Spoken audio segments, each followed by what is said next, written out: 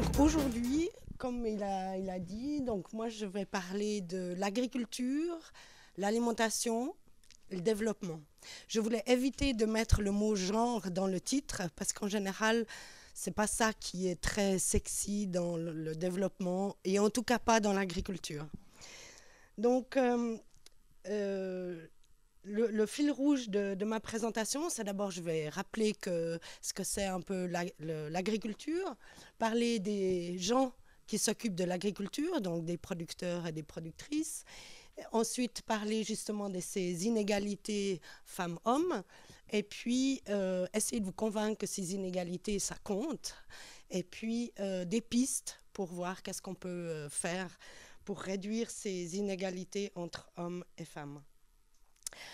Alors en fait, je ne peux pas dire merci pour l'invitation à cette conférence parce qu'en fait, j'avoue que c'est moi qui ai proposé le thème après avoir assisté à certaines de ces conférences parce qu'on a eu des conférences de qualité sur des thèmes qui sont, je pense, très très importants.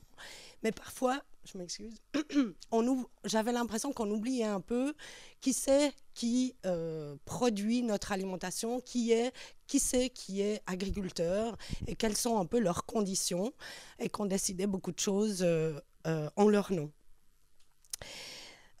Alors, pour parler du secteur agricole, je crois qu'il ne faut pas oublier que c'est un des premiers employeurs presque dans le monde. Alors, dans le monde, ça représente à peu près 40% de la population active. C'est clair qu'il y a énormément de disparités. En Suisse, on est moins de 4%. Dans d'autres pays, il y aura 90%. Le secteur agricole, c'est aussi le producteur, le principal fournisseur de nourriture. Ça semble idiot, mais il faut le rappeler, c'est en zone rurale et on verra que ça a certaines conséquences. Et puis, c'est aussi un secteur où on s'occupe, où on doit s'occuper de maintenir les ressources naturelles comme le sol, et en Suisse aussi, en Europe, le paysage. Et ça permet aussi de maintenir une certaine vie dans ces zones. Alors, j'ai dit qu'ils sont en zone rurale et quand on regarde les niveaux de vie, c'est aussi dans les zones rurales qu'il y a le plus de pauvres. Et 75% des pauvres dans le monde sont dans les zones rurales. Donc ça veut dire les producteurs sont parmi les plus pauvres. Et ça, vous voyez que c'est dans la plupart des continents, ce sont les plus pauvres. Ensuite, les exploitations agricoles sont toujours dans les zones rurales et il y a pas mal d'infrastructures où ils ont moins accès. Alors, par exemple, ici, je vous ai mis l'accès à l'électricité. Alors, dans le monde, en moyenne, 40% 20% de la population n'a pas accès à l'électricité. Et ce que j'aimerais dire là, vous voyez, il y a une grande différence. Vous avez en noir les zones rurales, l'accès à l'électricité en pourcentage de la population, et en gris, les zones urbaines. Donc, on voit de grandes différences aussi selon les pays. Et j'aimerais juste faire une petite remarque. Vous avez des pays, bon là, ça s'est déplacé, où vous avez 100%, par exemple, les anciens pays de la Fédération de Russie, où en théorie, vous avez l'électricité, mais au miracle, ça ne marche pas. Donc, avoir accès n'est pas toujours suffisant.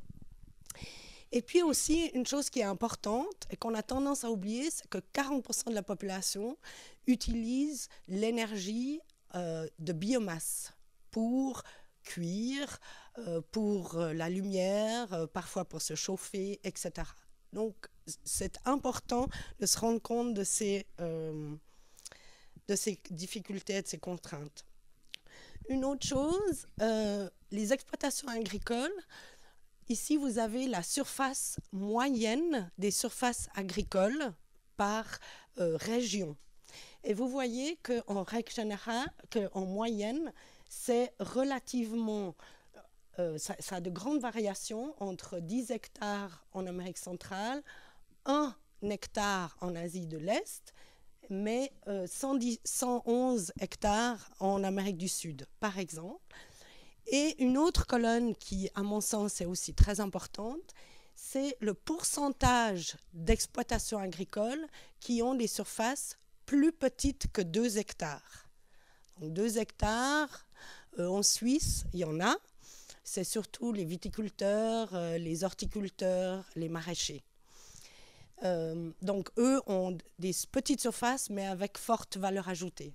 Mais ce que vous voyez ici, c'est qu'il y a dans la majorité des continents, la majorité des exploitations agricoles qui sont de petites surfaces.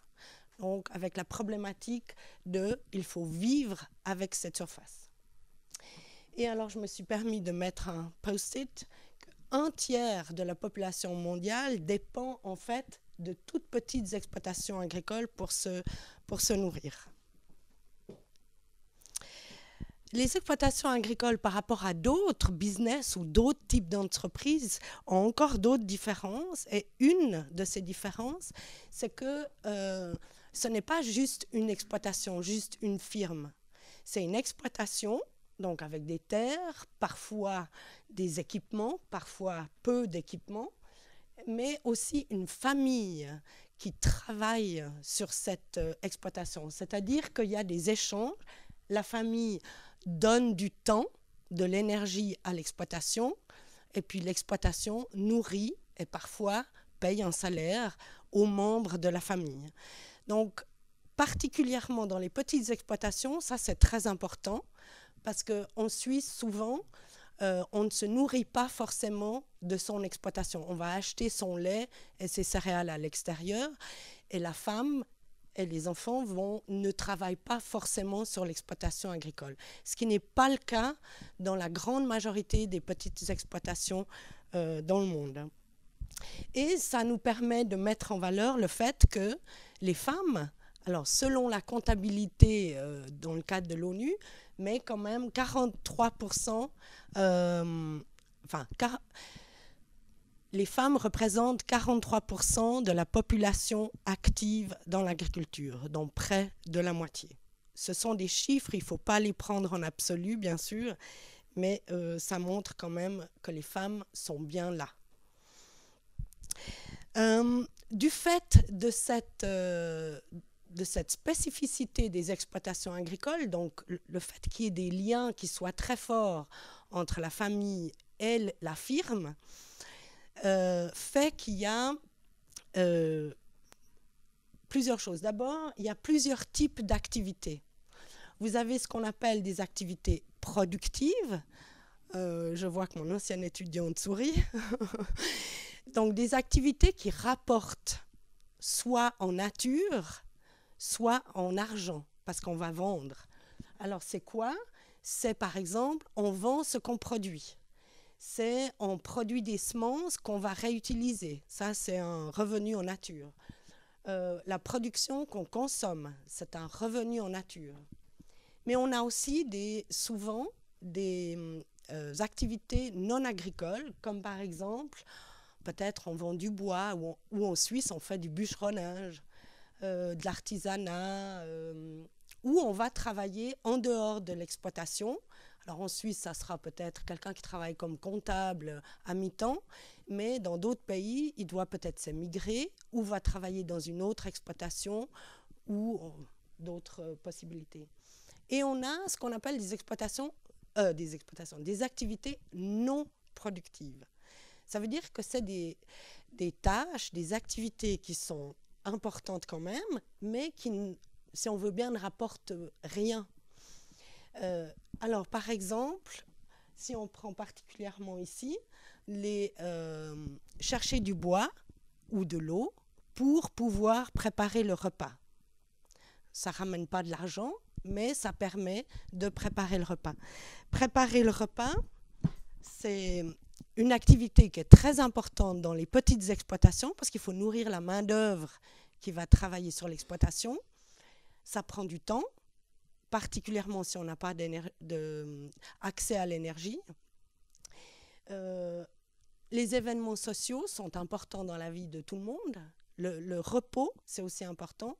Donc ça, c'est des activités qui se font dans le cadre de l'exploitation agricole des petites où il y a ce lien, la famille et l'exploitation. Il y a aussi une chose importante à se souvenir, c'est que c'est rare que les exploitations agricoles ne vivent que de l'agriculture. Donc, si j'ai mis ces activités qu'on appelle non agricoles, c'est pas pour le plaisir de la théorie, c'est vraiment parce que l'autarcie n'existe pratiquement pas. En tout cas, l'autarcie choisie n'existe pratiquement pas. Bien sûr qu'il y a beaucoup d'exploitations qui produisent et se nourrissent en partie de ce qu'ils produisent, ce qu'on appelle l'autosubsistance. Mais ils ont tous des liens avec le marché et en général tous des activités en dehors de leur exploitation agricole. D'autres spécificités importantes pour l'exploitation agricole, c'est que contrairement aux producteurs de chaussures, le climat est important. Alors, ça fait qu'il y a deux choses. Un, c'est la saisonnalité des activités, du déroulement de ce qui se passe dans l'exploitation. Vous avez dans certaines régions une seule récolte par année, dans d'autres il y en aura peut-être plus, mais ça va avoir beaucoup d'implications, comme par exemple l'accès à l'argent. Si vous avez une seule fois dans l'année des récoltes, ça veut dire qu'une seule fois dans l'année, vous pouvez vendre des choses, donc l'accès au cash, il est limité et il y a du cash une fois par année. Et c'est pour ça que dans le monde entier, dans les zones rurales, les impôts se récoltent, se collectent après la récolte. Parce que c'est là où il y a de l'argent. Et puis une autre chose, cette saisonnalité fait en sorte que le besoin en main-d'œuvre varie beaucoup. Parce que pendant qu'il y a des activités dans les champs, il faut du monde. Et puis après, quand c'est fini, il y a besoin de personne. Alors, une chose aussi, c'est que comme toute entreprise, il y a des risques. Les prix sur les marchés, c'est un risque. Le prix peut monter, le prix peut descendre. Donc ça, on a tous ce risque-là. Par contre, du fait du climat, c'est un risque que le producteur de chaussures n'a pas. Par contre, le paysan, oui. Si vous avez eu beaucoup trop de pluie ou pas assez de pluie ou des températures trop basses, trop hautes, vous aurez moins de production, donc vous aurez aussi moins d'argent à la fin de l'année.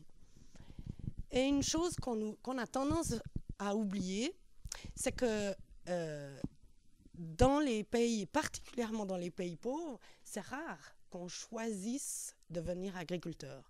On devient agriculteur parce qu'on est fils d'agriculteur ou fille d'agriculteur, les deux.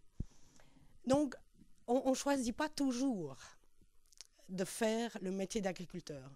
Particulièrement, je dirais, dans les pays pauvres. En Suisse, c'est un peu différent. Et en Suisse, on a des alternatives. Un fils de paysan en Suisse peut, s'il le souhaite, choisir une autre vocation. Les alternatives dans certaines régions du monde sont parfois très limitées. Et une chose où je me bats beaucoup, c'est que dans les zones rurales, et particulièrement dans les pays pauvres, rares sont les apprentissages ou les écoles d'agriculture pour les paysans. Donc souvent, c'est des gens qui ont moins accès à l'éducation, mais en plus, il y a peu d'accès pour une formation professionnelle dans l'agriculture. Alors maintenant, je vais passer un peu à l'inégalité homme-femme. On a vu qu'il y a différents types d'activités au sein des exploitations, que les exploitations agricoles, c'est un peu différent des firmes, parce qu'il y a une famille derrière. Et je vais parler, dans le cadre d'un exemple, de la filière du café au Cameroun. Et puis, je vais parler d'inégalité, bien sûr, que les gens n'ont pas choisi. Parce que c'est clair que si on choisit de ne pas saisir des opportunités, ce qui est le cas par exemple pour les gens ici, bon, ça c'est un autre problème. Alors une des premières choses, donc peut-être rapidement, ça c'est une étude que j'avais faite pour le Centre international du commerce, où ils voulaient justement voir s'il y avait des inégalités dans la filière du café au Cameroun, et si oui, qu'est-ce qu'on pouvait faire. Donc ce qu'on a fait, c'est qu'on a été dans les villages et on a essayé de voir quel était l'accès à la terre des différentes femmes et hommes dans les différentes régions que nous sommes allés visiter. Au Cameroun, il y a 2 grandes régions productrices de café.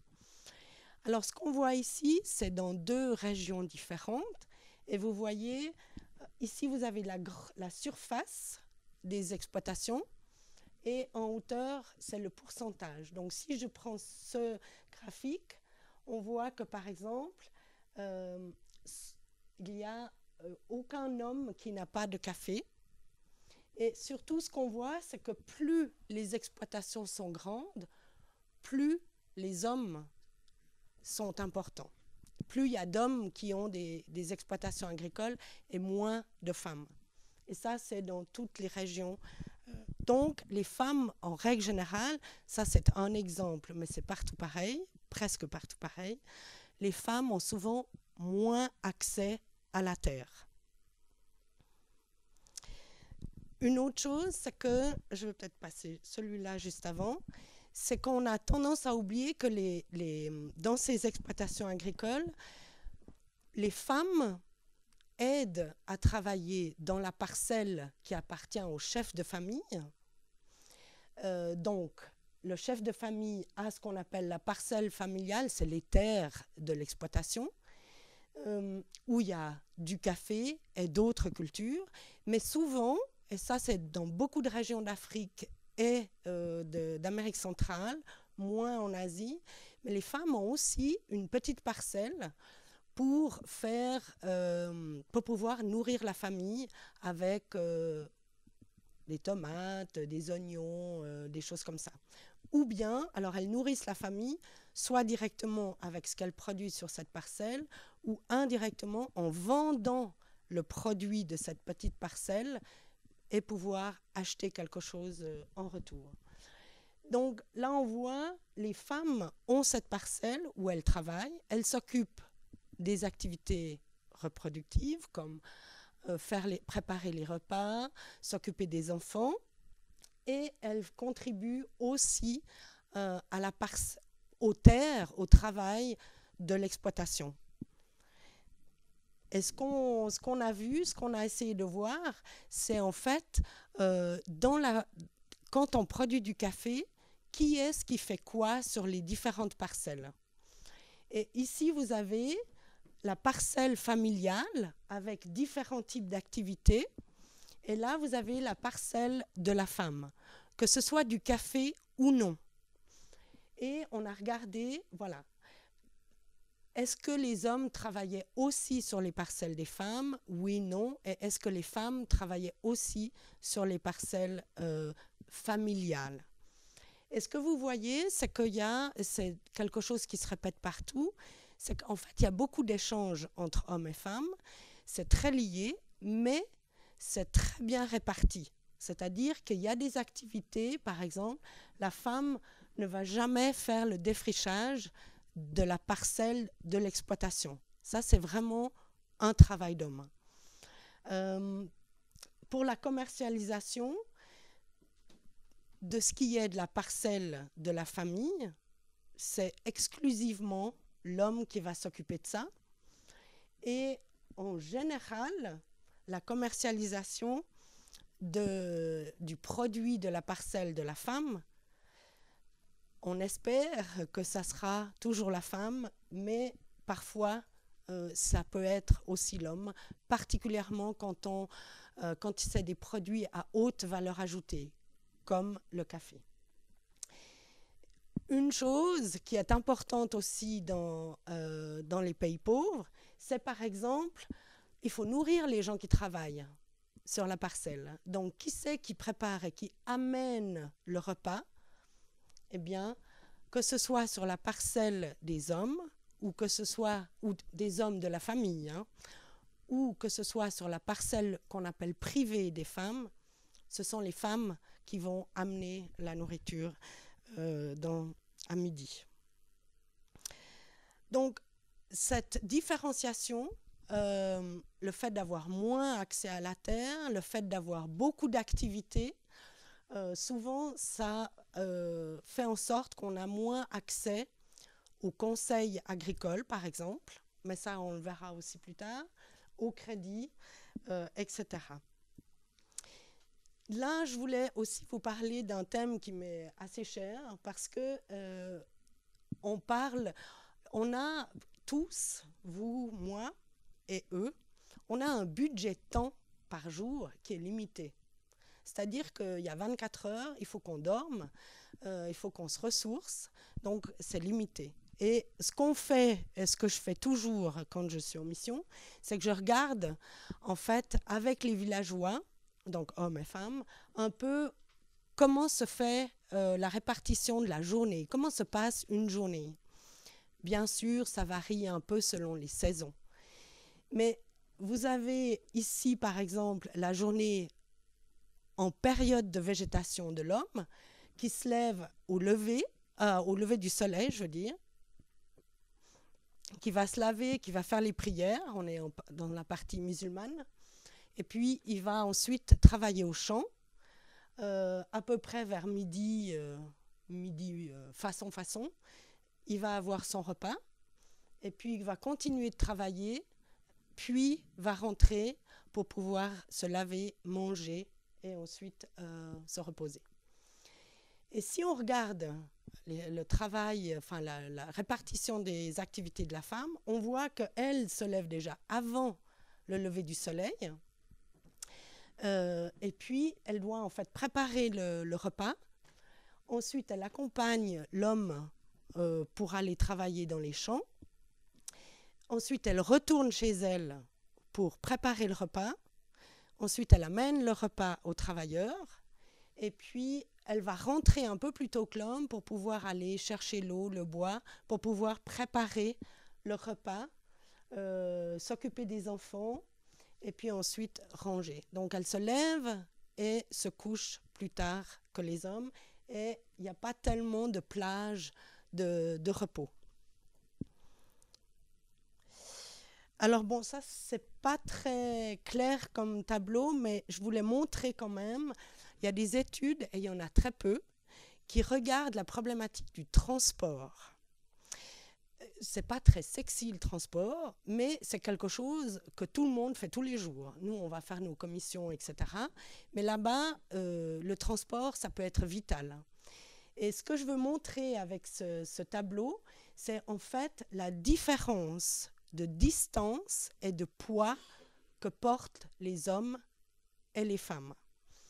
Et ce qu'on voit ici, c'est le nombre d'heures de transport pour différents types d'activités, parce que vous transportez pour aller commercialiser, vous transportez pour aller chercher l'eau, vous transportez pour aller chercher le bois, etc., etc.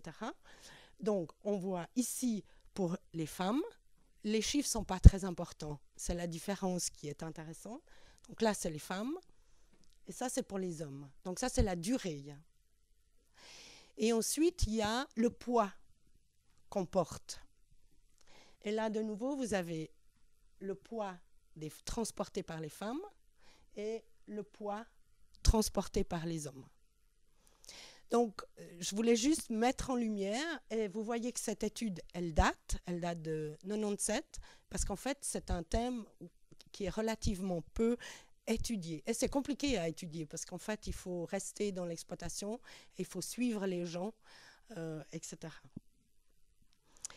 Ensuite, une autre difficulté, ou une autre contrainte, inégalité, c'est que souvent, et moi j'ose en parler parce que je suis agronome et j'ai été conseillère, j'ai peut-être fait la même chose, c'est que quand on est conseiller agricole, on va vers le chef de l'exploitation. Donc, ce qui arrive très souvent, c'est que les femmes ont beaucoup moins accès aux conseillers agricoles. Et ce qu'il faut se rendre compte, c'est que dans beaucoup de régions des zones du Sud, c'est que le conseiller agricole, s'il y en a un,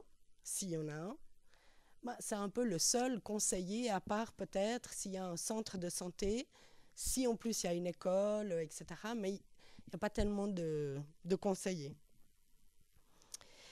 Et souvent, ce qui se passe, c'est que si on essaye de se dire, bon, on va quand même parler aux femmes, dans beaucoup de régions encore, c'est de manière séparée, hommes-femmes. Et c'est ce que j'ai voulu montrer. Et là, je vous ai mis des photos du Niger, mais aussi du Tadjikistan.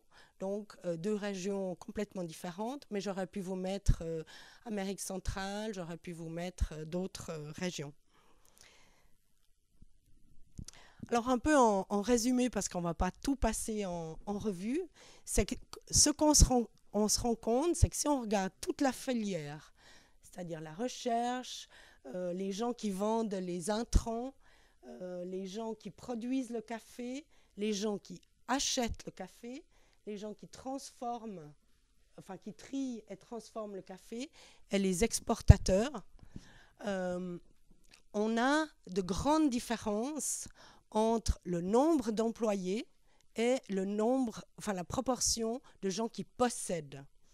Alors ici, vous avez propriété, c'est-à-dire les hommes possèdent 90% des terres, les femmes 10% dans le cadre de la production.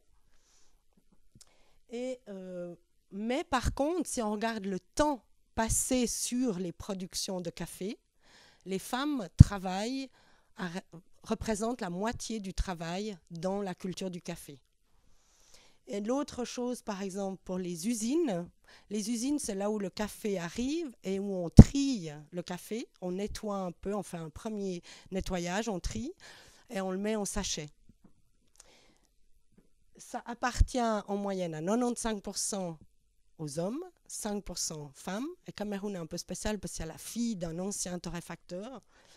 Et puis, dans le cadre des activités, c'est moitié-moitié. Si on regarde un tout petit peu dans le détail, justement là où le café arrive, faut vous imaginer, il arrive dans ces camionnettes, c'est des gros bâchers comme ça, on laisse couler le café et ensuite on le trie, on nettoie un peu et on le met dans des sachets pour aller plus loin. Donc, qui c'est qui s'occupe des machines ? À 100%, c'est des hommes. Qui c'est qui s'occupe du tri ?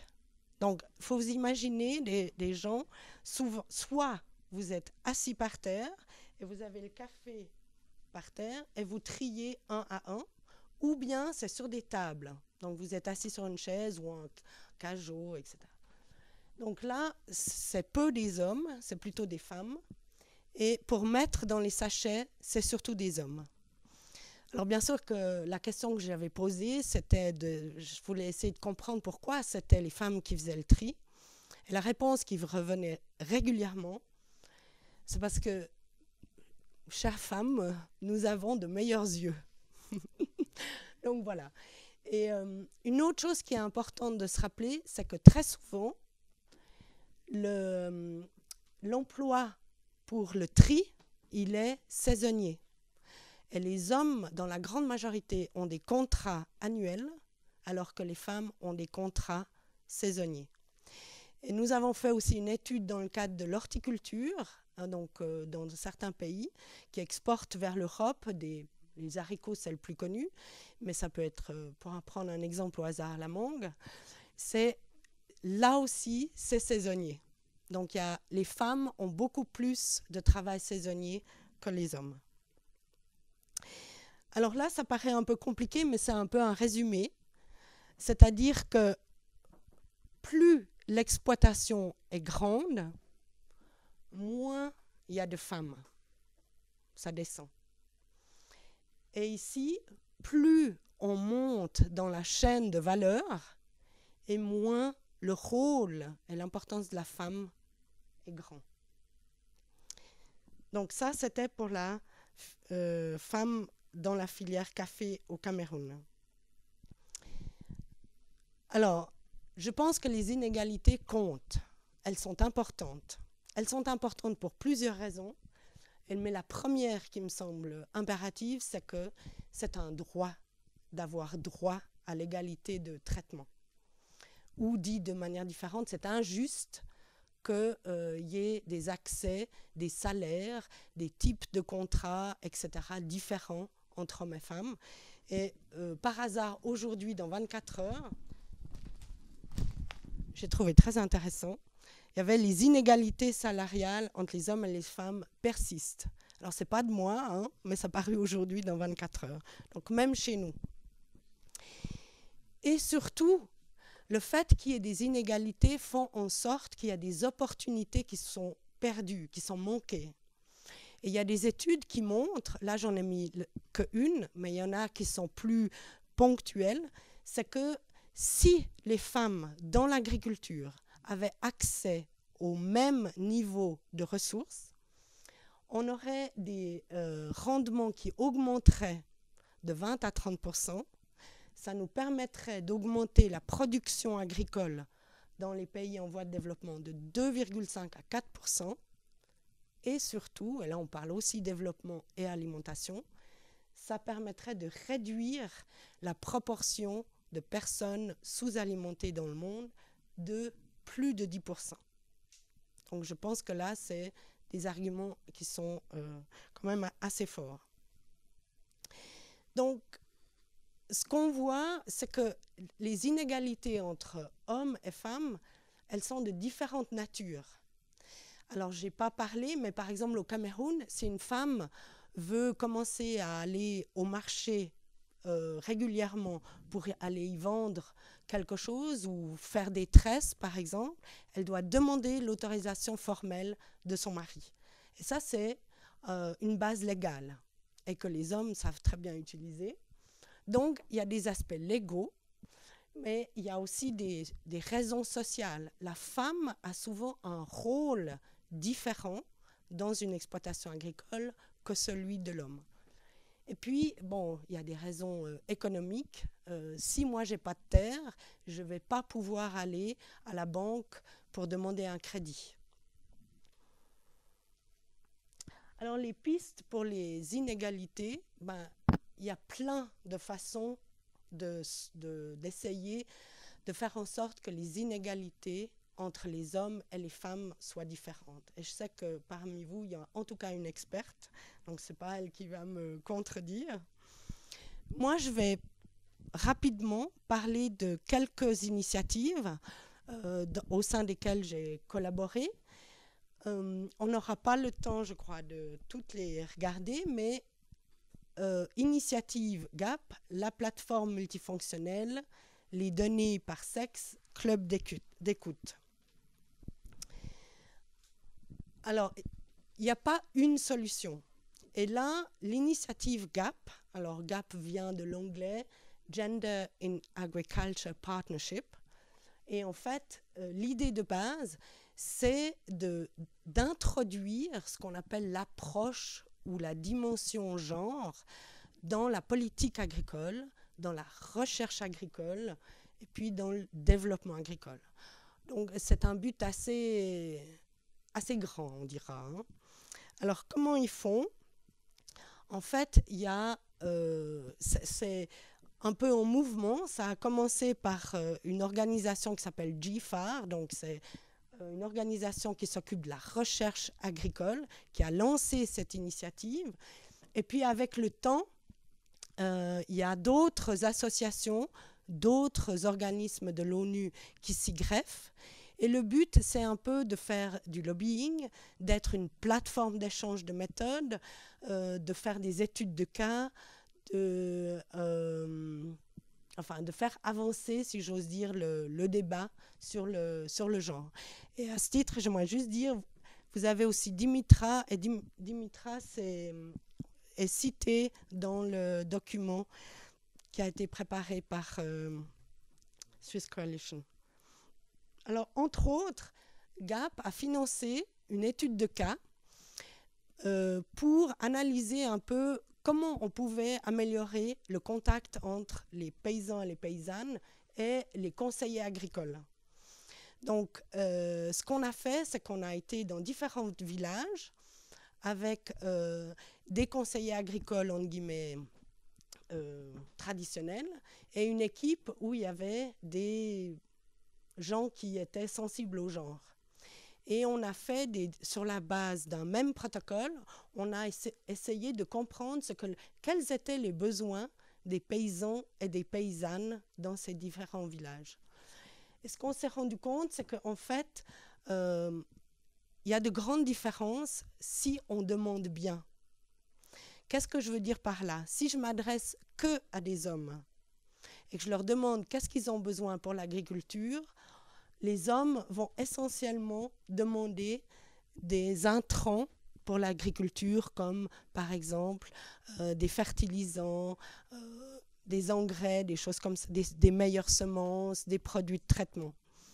Mais si on demande qu'est-ce que vous avez besoin pour que dans le village, il y ait un meilleur développement, les réponses sont complètement différentes et les femmes pourront aussi faire des demandes. Et ce qu'on remarque, c'est que les demandes des femmes, elles demandent aussi, c'est en rose, elles demandent aussi des intrants agricoles ou par exemple des machines, des choses comme ça.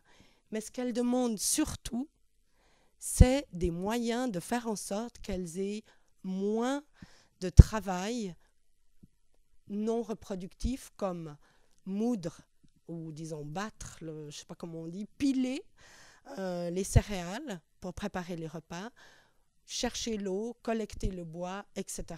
Donc, on voit une différenciation de la demande en innovation, si on veut bien, en recherche agricole, mais c'est seulement si on demande bien. Sinon, les femmes ne vont pas poser ce genre de questions. Alors ça, c'était une piste, mais c'est clair que cette initiative GAP, ce n'est pas quelque chose où on va voir des résultats le lendemain. Donc, c'est une initiative à moyen long terme. Et puis, parfois, ça c'est personnel, hein, on se perd un peu dans les grands débats. Mais voilà, je crois que c'est aussi complémentaire. Et là, c'est une autre piste où l'idée, c'est de faire en sorte qu'on réduit le temps et l'énergie que les femmes doivent utiliser pour piler, collecter l'eau, etc. Donc l'idée de base, c'est libérer du temps des femmes avec des services énergétiques. Alors l'idée est assez simple. Vous avez une plateforme et puis vous avez ici un moteur, en général 10-12 chevaux. Oui, mes parents connaissent. Vous avez moulin, décortiqueur. Vous pouvez associer à ce moteur différents outils, comme pompe à eau, mais aussi des ampoules, donc pour faire de l'électricité, des ampoules et faire la lumière, un poste de soudure, scie, frigo, presse, ça peut être très, très important. Donc, un outil technique relativement simple. Mais, disons, la spécificité de ce projet, c'est que ces plateformes physiques avec ce moteur sont vendues à des associations de femmes et puis elles sont gérées par les femmes. Et dans la plupart, c'est aussi les femmes qui mettent le moteur en marche et qui font changer l'huile, etc. Donc, beaucoup de gens ont dit que ça ne marcherait jamais parce que les hommes seraient contre. Alors, les changements qu'il y a eu, c'est d'abord, simplement, les femmes ont pu économiser entre 2 et 10 heures de travail par jour. J'avais, à ce titre, amené... Oh, je dois prendre les deux mains. Là. En fait, j'avais amené un pilon qui vient du Pays d'Ogon avec un demi-kilo de blé parce que j'étais gentille. Et en fait, je voulais le mettre là, mais on n'est pas beaucoup, donc je ne voulais pas que vous soyez trop déçus de ne pas y arriver. J'aurais voulu que l'un après l'autre, vous passiez pour voir et piler. Et j'ai déjà fait cette expérience et on se rend compte que même avec une trentaine de personnes, après 1 heure, on n'a pas de farine. Donc c'est vraiment un travail qui est assez éprouvant. Et franchement, j'ai un petit peu fait avec des femmes là-bas, mais ce n'est pas très intéressant. C'est rigolo pour un petit moment. Et je dis ça parce que ça m'est arrivé de discuter avec des collègues qui disent « mais c'est beau ces photos où on voit ces femmes et puis il y a le vent, etc. » Oh, voilà. Donc d'abord, premier changement radical, c'est un gain de temps et d'énergie, parce que c'est aussi très fatigant, pour ces femmes qui peuvent aller entre, comme j'ai dit, 2 à 10 heures par jour. Et surtout, qu'est-ce qu'on fait avec ce temps? Et ça va beaucoup dépendre du niveau de vie des familles. Dans certains villages, la première chose que les femmes font, c'est qu'elles se reposent. Et puis, vous voyez qu'ensuite, elles peuvent s'occuper d'elles-mêmes et de leur famille, donc du mari et des enfants, avoir des activités sociales, avoir du temps pour apprendre, et je dirais surtout pas seulement du temps, mais l'énergie.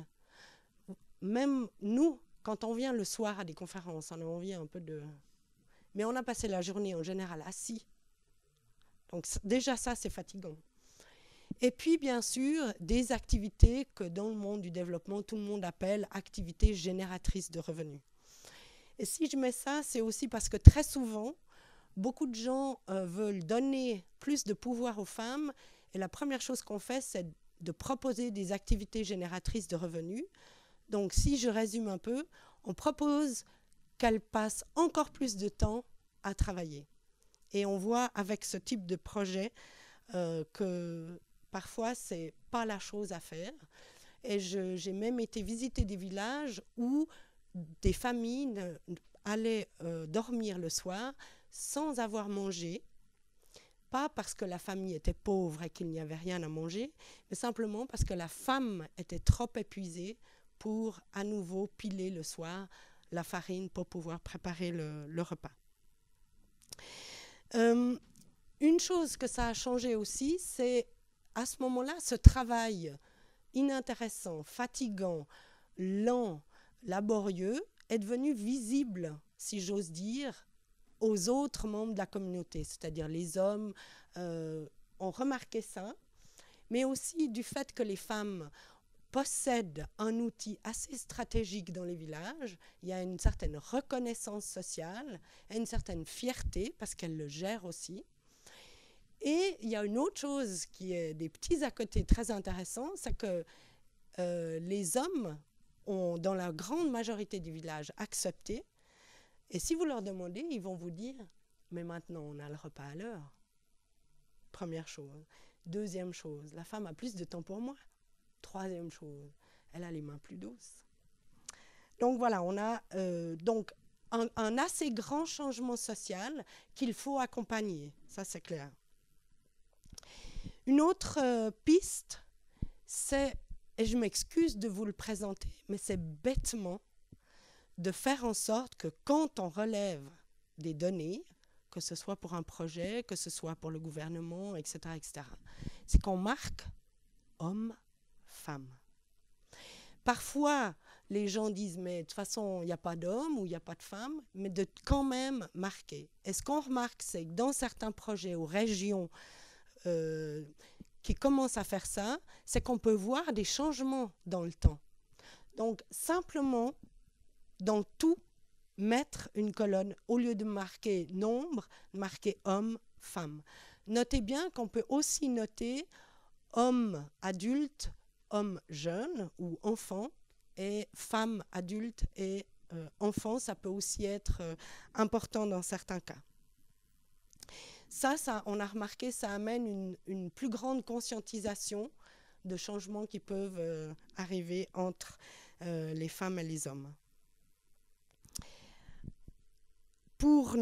Alors, comme j'ai dit, je ne parle pas de tout. Il y a des pistes pour réduire l'inégalité entre les hommes et les femmes qui sont passionnantes, comme par exemple Dimitra, par exemple, eux font des clubs d'écoute qui sont passionnants et qui visent je ne sais pas comment on dit en français, empowerment des femmes, empowerment social, et c'est passionnant, il y a des excellentes expériences. Mais disons, je crois qu'en conclusion, pour ne pas faire trop long, c'est que souvent, les gens ne remarquent pas qu'il y a des groupes à l'intérieur d'une exploitation agricole. Parce qu'on parle avec le chef de la famille, le chef de l'exploitation. Et moi-même, qui ai commencé ma entre guillemets, carrière comme conseillère agricole, ça m'est arrivé de ne pas penser aux femmes dans le canton de Vaud. Donc, on ne parle pas à une masse homogène, c'est très hétérogène. Et ça, il faut en tenir compte. Ensuite, souvent, beaucoup de gens ne pensent pas, comme on ne connaît pas, on ne pense pas qu'il y a des opportunités perdues, que ce soit au niveau économique ou social. Et comme me l'a rappelé une paysanne du Niger, on ne change pas ce qu'on ne connaît pas. Donc, d'où l'importance de la communication. Ce que j'espère, je vous ai montré, c'est qu'on peut, en réduisant l'inégalité, ça peut vraiment contribuer à un développement positif et à la réduction de la pauvreté et une meilleure alimentation. Et puis surtout, il n'y a pas une solution. Vous avez vu qu'il y a plusieurs sources d'inégalité, donc au niveau légal, au niveau social, au niveau économique. Par contre, ce que je suggérerais, c'est que si vous avez l'occasion de réfléchir sur les exploitations agricoles ou l'agriculture, c'est de réfléchir en fait à qui appartient quoi, qui c'est qui décide, qui c'est qui fait quoi, à qui revient les bénéfices, et puis quel est le changement dans le temps. Et pourquoi je n'avais pas mis le mot genre? Parce que souvent, on utilise ça particulièrement dans mon domaine de l'agriculture. C'est une nouvelle approche, on utilise la méthode et c'est fini. Mais on oublie qu'il y a un état d'esprit derrière et que cet état d'esprit vise à justement faire en sorte de reconnaître que même ici, on a des hommes, on a des femmes, on a des gens qui travaillent, qui sont dans la vie active, d'autres qui sont moins dans la vie active, etc. etc. Donc là-dessus, j'aimerais terminer en citant une collègue australienne qui est paysanne aussi et qui dit « Rien sur nous sans nous ».